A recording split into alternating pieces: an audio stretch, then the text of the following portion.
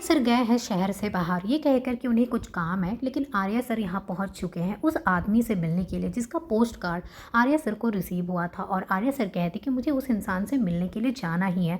झेंडे मना करते लेकिन वो एक बात नहीं सुनते और झेंडे और आर्या सर दोनों वहाँ पे पहुँचने वाले हैं।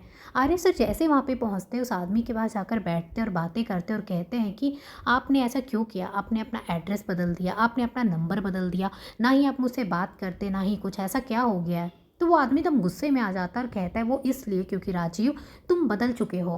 गुस्से में चाकू उठाता है और आर्या सर के पेट में चाकू से वार कर देता है। अब ये देखना है क्या सच में उसने आर्या सर को मारा है और ये बस एक सपना है आर्या सर का कि वो डर गए कि ये आदमी गुस्से में उसे मार ना दे। अब ये देखना काफ़ी ज़्यादा इंटरेस्टिंग होने वाला है। दूसरी तरफ देखेंगे कि जैसा कि मीरा और मानसी का प्लान था कि वो पुष्पा को यहाँ से ना निकल पाए और ना ही वो इलेक्शन में खड़े हो पाए, पर उनका प्लान फेल हो जाता है क्योंकि अनु यहाँ पे मोहल्ले वालों के साथ सब लोग पहुँच जाते हैं उस अड्डे पे।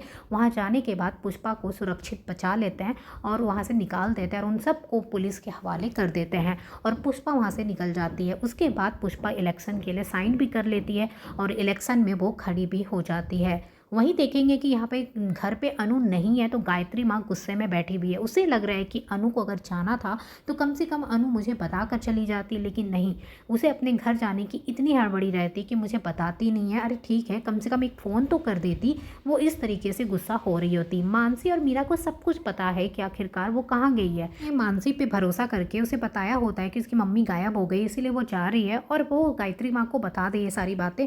हॉस्पिटल भी लेकर जाना होगा तो वो लोग लेकर चली जाएंगी। ये सारी बातें हो चुकी थी, लेकिन यहाँ पे गायत्री माँ को कुछ सच्चाई नहीं बताती है। दोनों मिलकर अनु की बुराइयां करती और कहती है कि वो हड़बड़ी में निकल गई और फ़ोन भी लेकर नहीं गई, फ़ोन भी छोड़कर चली गई। गायत्री माँ को लगता है कि अनु इतनी लापरवाह कैसे हो सकती है। उसे पता है ना कि मेरी तबीयत ठीक नहीं है, उसे हॉस्पिटल लेकर जाना। उसने आर्या से कहा था कि वो ख्याल रख लेगी, लेकिन उसके बाद भी उसे देखो चली गई। अब यहाँ पे देखेंगे कि अनु जब अपनी माँ को बचा लेती है उसके बाद वो सोचती है कि अब मुझे घर वापस जाना, बहुत लेट हो गया।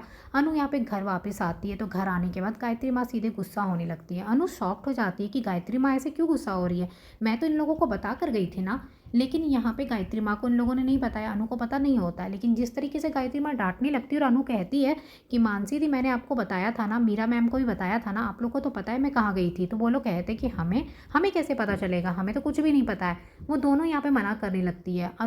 अनु ये देखकर काफ़ी ज़्यादा शॉक्ड हो जाती है कि ये लोग कैसे बात कर रहे हैं, मैं इन लोग को बोल कर गई थी और ये लोग दोनों यही कह रहे हैं कि इनको पता नहीं है। अनु को समझ में आ जाता है ये दोनों का मिला जुला प्लान है, पर अनु यहाँ पे अभी कुछ नहीं कर सकती। अनु गायत्री माँ को बताने की कोशिश करती है, लेकिन अभी गायत्री माँ भी गुस्से में आ गई है और यहाँ पे अनु की बात नहीं सुन रही है। उसे बस मीरा मानसी दिखाई दे रही है। अब अनु यहाँ पे काफ़ी अकेला महसूस कर रही है क्योंकि घर पे भी लोग उसे परेशान कर रहे हैं और आर्या सर भी यहाँ पे नहीं है। अनु आर्या सर से बात करना चाहती है, उन्हें कॉल करना चाहती है, उनसे बात करना चाहती है, लेकिन नहीं हो पा रही है। उनका फ़ोन नहीं लग रहा होता है। अनु बहुत घबरा गई होती है कि आर्या सर से बात नहीं हो पा रही, पता नहीं वो कहाँ चले गए हैं, एक बार भी मुझसे बात नहीं किया, इतनी देर हो गई। अब यहाँ पे देखेंगे अनु सोचती मैं बात करूँ तो किससे बात करूँ। यहाँ पे ये दोनों तो उसे परेशान कर रहे हैं। गायत्री माँ भी उल्टा गुस्सा होकर बैठी हुई है। अब यहाँ पे अनु फिर से फ़ोन लगाती है झेंडे को और सोचती है कि वो झेंडे से ही पूछ ले कि आर्य सर कहाँ पे है। तो झेंडे फ़ोन उठाते हैं। अनु उनसे पूछती है कि आर्य सर कहाँ गए, मेरी बात नहीं हो पा रही है। तो झेंडे बताते हैं कि वो ज़रूरी मीटिंग में है, उनकी मीटिंग ख़त्म हो जाएगी ना तो मैं बोल दूंगा तुमसे बात कर लेंगे, और इस तरीके से वो कह देते हैं।